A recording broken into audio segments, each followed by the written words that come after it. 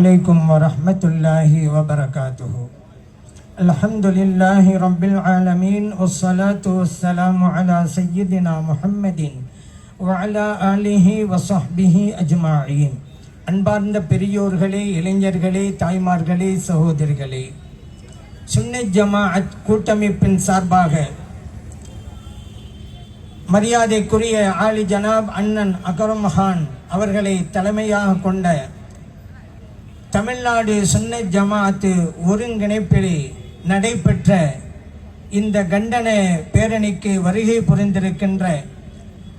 புரிந்து இந்த நிகழ்விலும் இப்போதும் தொடர்ந்து கலந்து கொண்டிருக்கின்ற உங்கள் அனைவருக்கும் இறைவனுடைய அருளும் சாந்தியும் சமாதானமும் உண்டாகட்டுமாக.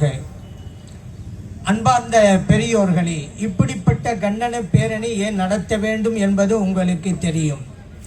கண்மணி நாயகம் ஸல்லல்லாஹு அலைஹி வஸல்லம் அவர்களை எப்படி மதிக்க வேண்டும் என்று இறைவன் குர்ஆனிலே சொல்லி காட்டினான். அந்நபியு அவுலா பில் முஃமினீன மின் அன்ஃபுஸிஹிம். நபிகள் நாயகம் ஸல்லல்லாஹு அலைஹி வஸல்லம் அவர்கள் மூமின்களுக்கு அவர்களுடைய உயிரை விடவும் மேலானவர்களாக இருக்கிறார்கள். இந்த உலகத்திலே வாழுகின்ற 200 கோடி முஸ்லிம்கள் முஹம்மது ஸல்லல்லாஹு அலைஹி வஸல்லம் அவர்களை நேசிக்கிறார்கள். அவர்களை தங்களுடைய உயிரை விடவும் மேலாக விசுவாசிக்கிறார்கள். ஆகவேதான் கூறுகிறார்கள், ஐ லவ் முஹம்மது ஸல்லல்லாஹு அலைஹி வஸல்லம். தாங்கள் யாரை இறை தூதராக ஏற்றுக்கொண்டிருக்கிறார்களோ அவர்களை ஐ லவ் முஹம்மது ஸல்லல்லாஹு அலைஹி வஸல்லம் அவர்களை நான் நேசிக்கிறேன் என்று சொன்னால் அது குற்றமா? என்று கூறுவது கூட இந்த நாட்டிலே அது பாவமா?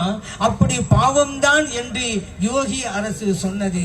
அப்படி ஒரு இடத்திலே ஐ லவ் முஹம்மது ஸல்லல்லாஹு அலைஹி வஸல்லம் என்கின்ற பேனர் வைக்கப்பட்டதன் காரணத்தினாலே அதற்குண்டானவர்கள் மீது FIR பதிவு செய்து அவர்களை கைதும் செய்தார்கள். இந்த அட்டூழியத்தை எதிர்த்து தான் இந்தியாவிலே பல்வேறு இடங்களில் ஐ லவ் முஹம்மது ஸல்லல்லாஹு அலைஹி வஸல்லம் என்கின்ற குரல் ஓங்கி ஒலித்தது. இன்றைக்கு நாம் திரண்டிருப்பது கூட அதற்காகத்தானே. ஒரு தடவை கூறக்கூடாது என்று நீ சொன்னாய் யோகியே, நீ சொன்னாய் ஒரு தடவை கூடாது என்று. இப்போது பார், 1 கோடி தடவைகள் ஐ லவ் முஹம்மது ஸல்லல்லாஹு அலைஹி வஸல்லம் என்று கூறி அவர்களுக்காக சமர்ப்பணம் செய்கின்ற நிலையிலே நாங்களெல்லாம் இருக்கிறோம். இப்படி ஒரு நிலை வந்தவுடன் இந்தியாவிலே பல்வேறு மாநிலங்களில் இளைஞர்கள், பெரியவர்கள், தாய்மார்கள் எல்லாம் ஒன்று திரண்டு அவர்களை எதிர்த்தார்கள். அது மட்டுமல்ல, ஐ லவ் முஹம்மது ஸல்லல்லாஹு அலைஹி வஸல்லம் அவர்கள் என்பதை வீர முழக்கமாக அவர்கள் வெளியிட்டார்கள். எந்த அளவிற்கு தெரியுமா? இந்த வாசகத்தை அவருடைய வீடுகளிலும் ரோடுகளிலும் எழுதி வைத்தார்கள், அவர்களுடைய வாகனங்களில் எழுதி வைத்தார்கள். பெண்கள் எல்லாம் சொல்ல ஆரம்பித்தார்கள். ஏன் இப்ப நீங்க யோசிக்கணும், ஏன் எல்லாருமே சொல்லணும்? இது முஸ்லிம்களுக்கு மட்டும்தானே கோபம் வந்திருக்கணும், அவங்க மட்டும்தானே ஒன்று திரண்டு இதை சொல்லி இருக்கணும். ஏன் எல்லா மனிதர்களும் சமூகம் கடந்தும் கூட ஏன் ஐ லவ் முஹம்மது ஸல்லல்லாஹு அலைஹி வஸல்லம் என்று சொன்னார்கள்? தாய்மார்கள் ஏன் சொன்னார்கள் என்று நீங்க யோசிக்கலாம். காரணம், எல்லோருக்குமே கடமை இருக்கிறது இதை சொல்வதற்கு. காரணம், மனிதர்களுக்கு உண்டான உரிமை என்னவென்று சொல்லிக் கொடுத்தவர்கள் நபிகள் நாயகம் ஸல்லல்லாஹு அலைஹி வஸல்லம் அவர்கள். பெண்களுக்கு உண்டான உரிமைகளை வழங்கியவர்கள் முஹம்மது ஸல்லல்லாஹு அலைஹி வஸல்லம் அவர்கள். ஆகவேதான் அந்த பெண்களும் கூட ஐ லவ் முஹம்மது ஸல்லல்லாஹு அலைஹி வஸல்லம் என்று அவர்கள் கூறினார்கள். ஏன்னா முஹம்மது ஸல்லல்லாஹு அலைஹி வஸல்லம் அவர்கள் இறை தூதராக வந்த நேரத்திலே பெண் குழந்தை பிறந்து விட்டால் உயிரோடு குழி தோண்டி புதைத்தார்கள். அப்படிப்பட்ட கொடூரத்தையே குழி தோண்டி புதைத்தவர்கள் நபிகள் நாயகம் ஸல்லல்லாஹு அலைஹி வஸல்லம் அவர்கள். அந்த நன்றி கடனின் காரணத்தினால் தான் பெண்களும் கூட, மாற்று மதத்தை சார்ந்த பெண்களும் கூட ஐ லவ் முஹம்மது ஸல்லல்லாஹு அலைஹி வஸல்லம் என்று சொன்னாங்க. பெண்களுக்கு சொத்துரிமை என்று சொன்னது மட்டுமல்ல, அவர்கள் வழங்கினார்கள். அது மட்டுமல்ல, இந்த உடன்கட்டை ஏறுதல் என்று இந்தியாவிலே இருந்ததல்லவா, இது எப்படி மறைந்து போனது? இஸ்லாம் இந்த இந்திய திருநாட்டிற்கு வந்ததுனால் தாங்க இது மறைந்து போனது. ஒரு கணவர் இறந்துட்டா அவரை தீயிட்டு கொளுத்தும் போது மனைவியாக இருந்த பெண்ணையும் கூட அந்த தீயிலே இறக்கி விடுவாங்க.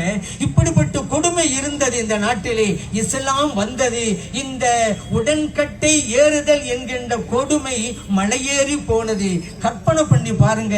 இஸ்லாம் மட்டும் வரலன்னு வச்சுக்கிறங்க, இந்த நாட்டுக்கு பெண்களுடைய அவலம் எப்படி இருக்கும் தெரியுமா? இதனால் தான் நன்றி கடனாக முஸ்லிம் அல்லாத, முஸ்லிம் சமூகம் அல்லாத பெண்களும் கூட ஐ லவ் முஹம்மது ஸல்லல்லாஹு அலைஹி வஸல்லம் என்று அவங்க சொல்றாங்க. அது மட்டுமல்ல, இந்த நாட்டிலே பிறப்பால் உயர்வு தாழ்வு என்று நெறிஞ்சுங்க. உயர் குடியிலே ஒருவன் பிறந்து விட்டால் அவன் உயர்ந்தவன், அவன் எவ்வளவு மோசமானவன் இருந்தாலும் சரி. தாழ்ந்த குடியிலே ஒருவன் பிறந்து விட்டால் அவன் தாழ்ந்தவன் தான், அவன் எவ்வளவு பெரிய நன்னடத்துக்கு சொந்தக்காரன் இருந்தாலும் சரி. அப்படிப்பட்ட நடைமுறையை தகர்த்தெறிந்தார்கள் முஹம்மது ஸல்லல்லாஹு அலைஹி வஸல்லம் அவர்கள். இன்றைக்கு 30 கோடி முஸ்லிம்கள் இந்தியாவிலே இருக்கிறார்கள் என்றால் காரணம் என்ன? அடிமைப்பட்டு கிடந்தார்கள். நமக்கு ஒரு விடிவு வராதா என்று ஏங்கி கிடந்தாங்க. அந்த நேரத்தில் தான் இஸ்லாம் வந்தது. ஒரு அறிஞர் சொன்னார் அல்லவா, பல்லாண்டு காலங்கள் பிரிந்திருந்த குழந்தை தன் தாயை பார்த்தவுடன் எப்படி ஆர்வத்தோடு அரவணைத்துக் கொள்ளுமோ, அப்படித்தான் துன்பத்திலே துவண்டு கிடந்த மக்கள் இஸ்லாம் வந்த உடனே ஒரு தாயை போல அரவணைத்துக் கொண்டார்கள். இந்த நாட்டிலே இப்ப முஸ்லிம்களா இருக்கிறோமே, நாமெல்லாம் அரபு நாட்டில் இருந்து இறக்குமதி செய்யப்பட்டவர்களா? இல்லை, இல்லை. நாமெல்லாம் இந்த மண்ணின் மைந்தர்கள். அடக்கப்பட்டோம், ஒடுக்கப்பட்டோம், ஏற்றத்தாழ்வு பார்க்கப்பட்டோம். இதையெல்லாம் ஒழித்தது இந்த இஸ்லாம் தான். இதை கொண்டு வந்தது முஹம்மது ஸல்லல்லாஹு அலைஹி வஸல்லம் அவர்கள். ஆகவேதான் எல்லா மனிதர்களும் அவரை நேசிக்கிறார்கள், உலகமே நேசிக்கிறதே. ஐரோப்பியா கண்டத்துல சில பல்கலைக்கழகங்களுடைய வாசல்ல இந்த உலகிற்கு சட்டங்களை வழங்கியவர்கள் என்ற பெயர் பட்டியல் இருக்குங்க. அந்த பெயர் பட்டியல முதலாவது பெயர் யார் தெரியுமா? முஹம்மது ஸல்லல்லாஹு அலைஹி வஸல்லம் அவர்கள். அந்த பல்கலைக்கழகம் நடத்துவது முஸ்லிம்கள் அல்ல, வேற்று மதத்தை சார்ந்தவர்கள். ஆனா உண்மை ஒப்புக்கொண்டிருக்கிறார்கள். இந்த உலகத்திற்கு சட்டத்தை வழங்கிய நபி ஸல்லல்லாஹு அலைஹி வஸல்லம் அவர்களை இந்த உலகம் நேசிக்கத்தானுங்க செய்யும். சரி, சில பேர் ஏன் அதை எதிர்க்கிறாங்க நீங்க கேட்கலாம். காரணம், அவர்களுடைய பிழைப்பிலே மண்ணெல்லி போட்டது இந்த இஸ்லாத்துடைய கொள்கையை தான். ஏன்னா பிறப்பை வைத்துக் கொண்டு பிழைப்பு நடத்தி கொண்டிருந்தது அந்த கூட்டம். நீ இப்படி பிறந்தியா, நீ உயர்ந்தவன், நீ இப்படி பிறந்தியா, நீ தாழ்ந்தவன். இதை அழித்தது இஸ்லாம். இவர்களுக்கு ஆபத்து என்பதால் தான் இஸ்லாத்தை எதிர்க்கிறார்கள். இப்படிப்பட்ட ஒரு சமத்துவத்தையும் சகோதரத்தையும் கொண்டு வந்த முஹம்மது ஸல்லல்லாஹு அலைஹி வஸல்லம் அவர்களுக்கு பிடிக்கலையே. நம்முடைய பிழைப்புக்கே இவங்க கை வச்சுட்டாங்களே, ஆபத்தை உண்டாக்கிட்டாங்களே அப்படிங்கிற ஒரே காரணம் தான். ஆகவே இன்னைக்கு உலகமே அவர் நேசிக்கிறது என்றால் முஹம்மது ஸல்லல்லாஹு அலைஹி வஸல்லம் அவர்களால் உலகமே பயனடைந்திருக்கிறது என்கின்ற உண்மைதான். அதனால நாம் இன்றைக்கு சொல்கிறோம் ஐ லவ் முஹம்மது. நாம் மட்டுமல்ல, இந்த உலகத்தில் வாழ்கின்ற ஒவ்வொரு முஸ்லிம்கள், குறிப்பாக எல்லா முஸ்லிம்களும் அவர்களுடைய உடம்பிலே ஓடுகின்ற இரத்தம் சொல்லுகிறது ஐ லவ் முஹம்மது ஸல்லல்லாஹு அலைஹி வஸல்லம். அவர்களுடைய நாடி நரம்புகள் சொல்கிறது ஐ லவ் முஹம்மது ஸல்லல்லாஹு அலைஹி வஸல்லம். அவருடைய எலும்புகள் சொல்கிறது ஐ லவ் முஹம்மது ஸல்லல்லாஹு அலைஹி வஸல்லம். அவருடைய உடம்பிலே இருக்கிற ஒவ்வொரு அணுவும் சொல்கிறது ஐ லவ் முஹம்மது ஸல்லல்லாஹு அலைஹி வஸல்லம். காரணம், அவர்களால் தான் சுய மரியாதையோடு நாம் வாழ்ந்து கொண்டிருக்கிறோம். நாம் மட்டுமல்ல, இந்த உலக மனிதர்கள் மட்டுமல்ல, உலகத்திலே இருக்கிற எல்லா பொருட்களும் சொல்கிறது ஐ லவ் முஹம்மது ஸல்லல்லாஹு அலைஹி வஸல்லம். உலகிலே உள்ள மலைகள் சொல்கின்றன ஐ லவ் முஹம்மது ஸல்லல்லாஹு அலைஹி வஸல்லம். கடல் அலைகள் முழங்கட்டும் ஐ லவ் முஹம்மது ஸல்லல்லாஹு அலைஹி வஸல்லம்.